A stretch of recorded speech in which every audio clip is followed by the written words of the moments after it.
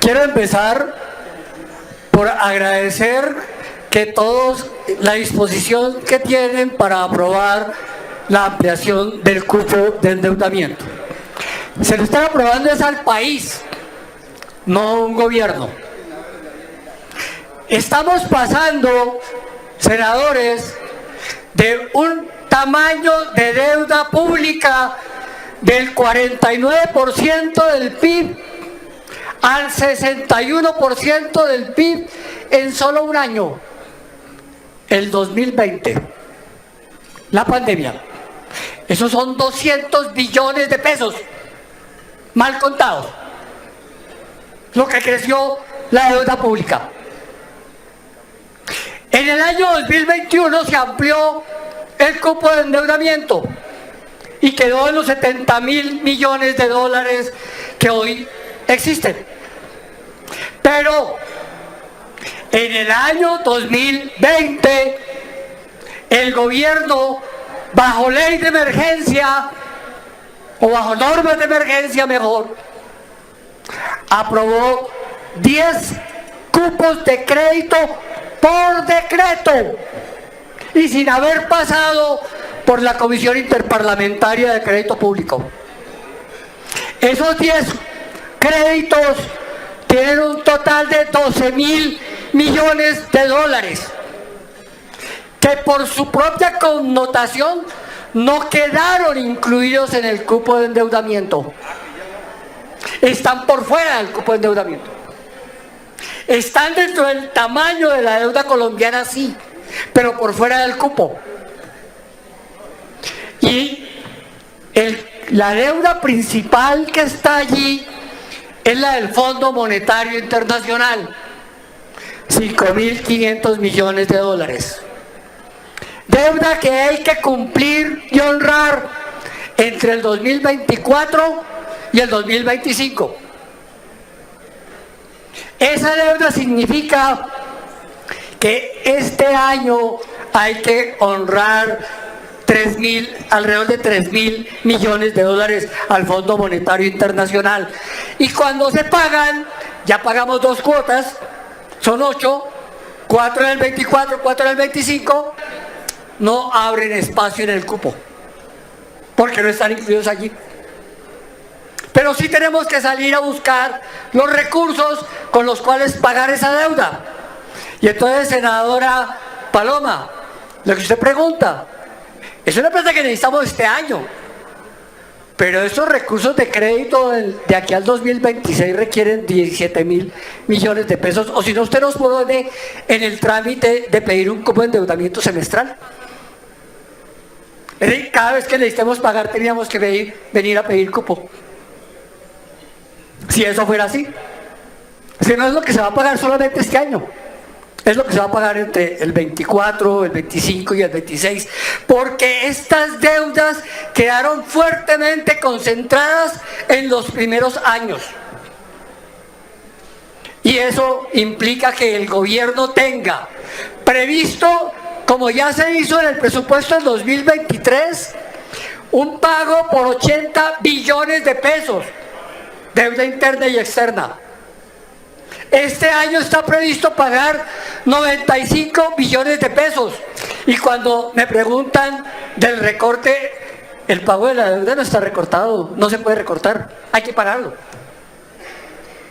El recorte está en los gastos de funcionamiento e inversión. En deuda no se puede recortar. Eso hay que cumplirlo. Y se está cumpliendo, se está honrando. Y entonces la pregunta es: ¿y cuánto tendremos que pagar en el 25?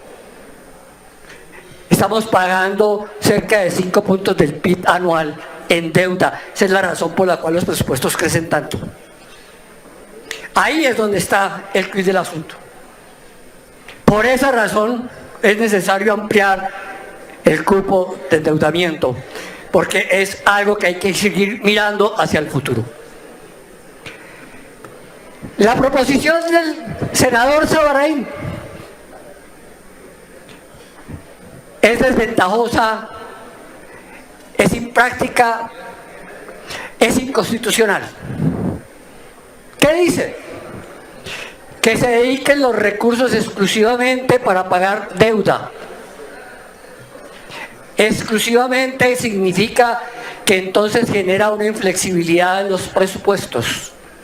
Inflexibilidad que está prohibida por la Constitución en el artículo 359, que dice que no habrá rentas nacionales de destinación específica.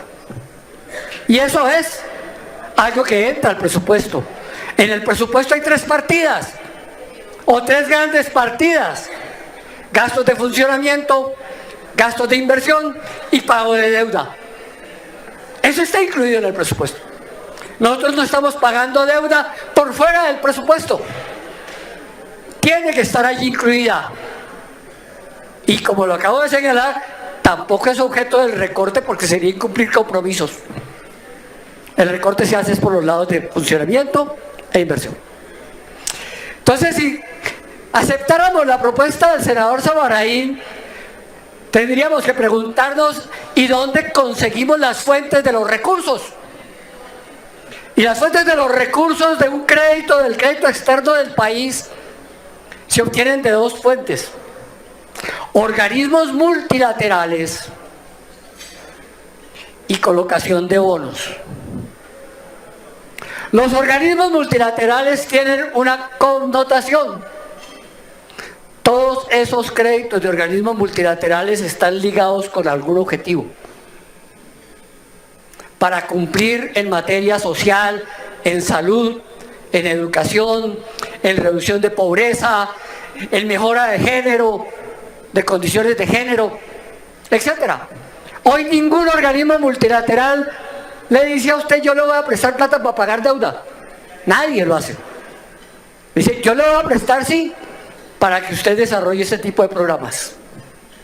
Si dejamos la exclusividad, resulta que no podemos aceptar créditos de las multilaterales, porque ninguno nos va a prestar para pagar deuda. Y entonces no vamos a tener unidad de caja para poder pagar la deuda. La otra fuente es la colocación de bonos. La colocación de bonos no tiene objetivo específico, salvo que continuemos con la política que este gobierno ya inició, que es colocar bonos con apellido. Bonos verdes y bonos sociales, que significa que detrás de cada colocación del mercado de bonos estamos diciendo que estamos cumpliendo unos objetivos ambientales. Esos son los verdes. O estamos cumpliendo con unos objetivos sociales. Esos son los bonos sociales. Eso significa bajar pobreza u otro tipo de organización, como mejorar las condiciones educativas del país. Ese es el proceso como se consiguen los recursos en el mercado internacional. Con esos recursos se va generando procesos de rollover, que hoy pagamos una deuda adquiriendo otra hacia adelante. Ese es el sentido de esto. Si le dejamos la palabra exclusividad, estamos cerrando esos espacios. Pero peor aún, estimados senadores, le vamos a cerrar las puertas a cofinanciar créditos territoriales. Entonces, ¿qué nos va a decir el alcalde de Barranquilla cuando venga a preguntarnos por el aval que le tenemos que dar para adquirir recursos de crédito para las distintas obras que tiene Barranquilla? Que no se lo podemos dar porque aquí le dijeron que eso era exclusivamente para pagar deuda. ¿Qué nos va a decir el alcalde Federico Gutiérrez cuando pregunte por las obras del metro? ¿O qué nos va a decir el alcalde Galán cuando nos vuelva a preguntar por las obras también del metro? Que no se lo podemos dar porque ahí están esos recursos de crédito de Barranquilla, de Medellín, de Bogotá. Son recursos con el Banco Mundial, son recursos con el Banco Interamericano de Desarrollo y son recursos con la CAF.